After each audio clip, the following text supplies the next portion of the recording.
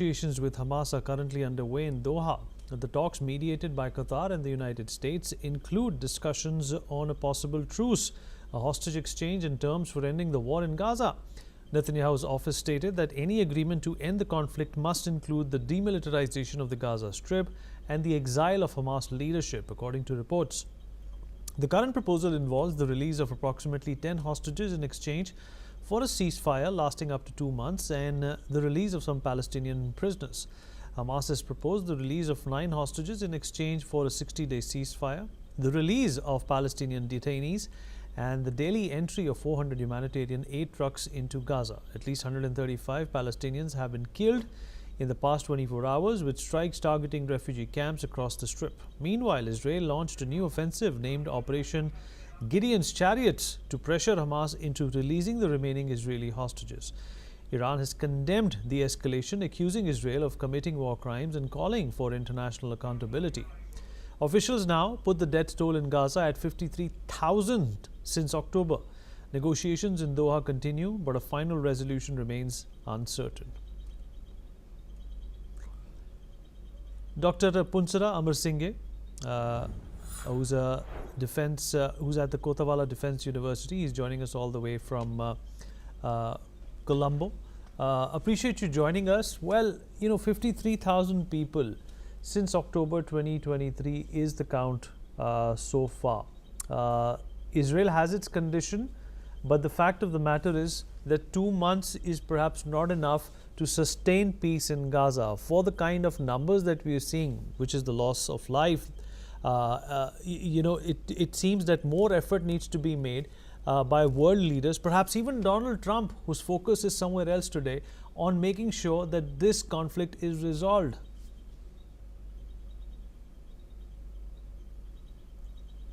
What do you make of that, sir?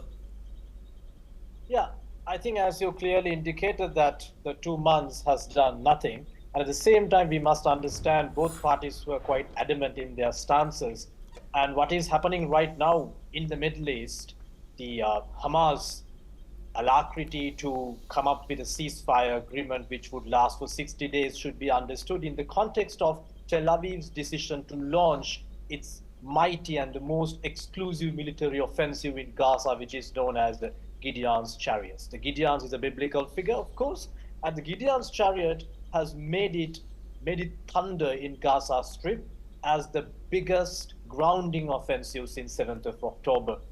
Because for the first time, right, since 2005, since Gaza captured the power in Gaza, the Hamas captured the power in the Gaza Strip, the Israeli army did not have opportunity to penetrate into the Al-Darabi, the territory, one of the most exclusive territories in Gaza Strip. And at this very moment, since Friday evening, IDF has made quite successful offensive towards this particular territory in Gaza by pushing Hamas to come to the ceasefire agreement. I mean, if you can clearly remember, before Friday, until Tel Aviv launched Operation Gideon's Chariot, Hamas was quite adamant. They stated that they would not go for a short-term ceasefire agreement. So what they asked was a full pound of flesh. They were asking for the complete closure of Israeli IDF military activities in Gaza back to the normality, right? Which was not quite possible. But now we can see at the end of Donald Trump's historic visit to Middle East, Israel came up with this sudden thundering military offensive, which has created debilitating effects on Hamas internally. So that is why, in my opinion, they have finally come to this truce for 60 days, 2 months, as you pointed out, which is highly unlikely to see a lasting peace within 60 days. Absolutely right. And Dr. Punsara, do you also feel that Netanyahu is under a lot of pressure at this point in time to reach some sort of a deal with Hamas, and that is why he's pressing for demilitarization, but knowing the Iranians and some of the other countries that support Hamas, that may be a big challenge? I would like to quote Israeli strategist Edward Luttwak, who has been advocating for the IDF's military innovations for past few decades. His writings extensively deal with how Israelis have been dealing with all this asymmetrical warfare after the 7th of October, the massacre of the kibbutz and South Israel. Edward Lutwak clearly pointed out that if IDF wants to get a quick military victory, a crushing military victory over Hamas, they need to get back to traditional, classical military doctrine of being offensive in the ground force rather than being specifically technological, right? Because you can see Israel has been spending millions of dollars for the Iron Dome. They have been spending millions of dollars for all these technological equipments, but they still could not penetrate into the tiny strip called Gaza, right? So Israel's economy is shrinking at this very moment as they have invested massively over these the military efforts. At the same time, there is no missile. 57 hostages are still being held, and only 23 people are being supposed to be alive as hostages, according to the Israeli intelligence sources. There is a tremendous pressure, as you clearly mentioned, within Israel towards Benjamin Netanyahu. And at the same time, Benjamin Netanyahu had an egg on his face as Donald Trump deliberately decided to not to make a visit to Israel during his historic visit to the Middle East, which was another embarrassing factor. Dr. Pansara, I also want to pick your brains on another important aspect that has just turned out, that Donald Trump has, accepted Syria and its current president, who's a former rebel and an insurgent, as somebody who can be accommodated into the world order.